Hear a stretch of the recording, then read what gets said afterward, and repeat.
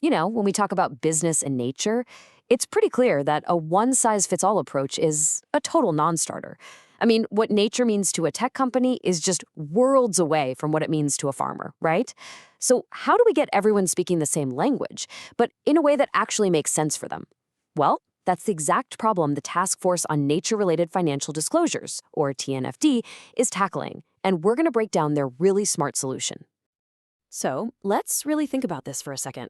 Why on earth would a farmer and, say, a banker need completely different playbooks when it comes to nature?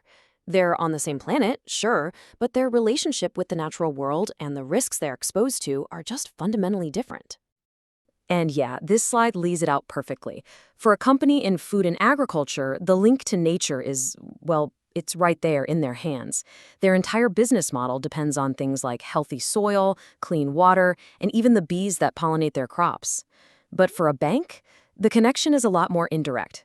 The risks are kind of hidden away in their investment portfolios, tied up in the companies they finance. We're talking two completely different realities, so you absolutely need two different game plans. So the big question is, how do you bridge that gap? Well, that's exactly where the TNFD's tailored guidance comes into play. This is their answer to these very specific challenges, and it's all about moving from a big, broad framework to something you can actually use. So what is this stuff, really? It's a series of publications, yeah, but think of it less like some dense academic report and more like a user manual. It's designed to help any organization take those high-level TNFD recommendations and plug them right into their unique day-to-day business. All right, so let's pop the hood and see what's actually inside this toolkit. What does a company really get when they dig into the guidance for their specific sector? Let's take a look. Okay, so this isn't just one thing. It's the whole shebang. First off, it shows you how to apply the LEAP approach, that's locate, evaluate, assess, and prepare, but specifically for your industry. Then it gives you tailored metrics, so you're not just guessing what to measure and report. You also get deep insights into common impacts and dependencies, a hand-picked list of tools and datasets, and even real-world examples of risks and opportunities you might face.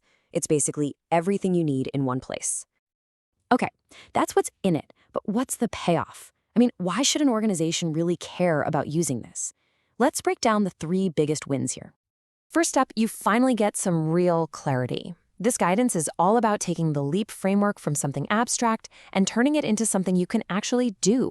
It makes sure you're not just going through the motions, but applying the framework in a way that's genuinely relevant to your business.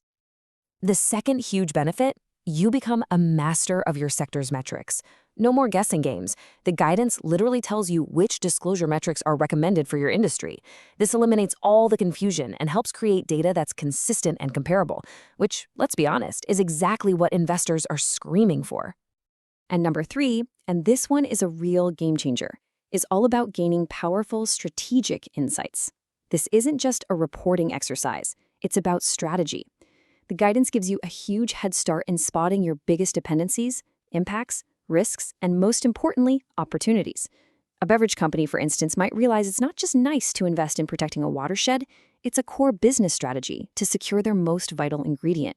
It helps you see the future. All right, let's bring this all home. What's the bottom line here? What does this shift from general advice to super specific guidance really mean for everyone? Look, at the end of the day, it all boils down to one word: action. This guidance is the missing link, right? It's the bridge that takes you from knowing what you should be doing to knowing exactly how to get it done. It turns abstract ideas into concrete steps that a company can start taking, like tomorrow. And that leaves us with a really powerful final thought. The tools are on the table now. The roadmap is clearer than it has ever been. So the question isn't how do we act anymore? The real question is, who's going to step up and be the leaders in this new nature-positive world?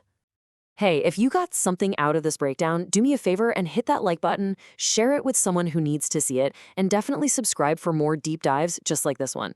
Thanks for tuning in.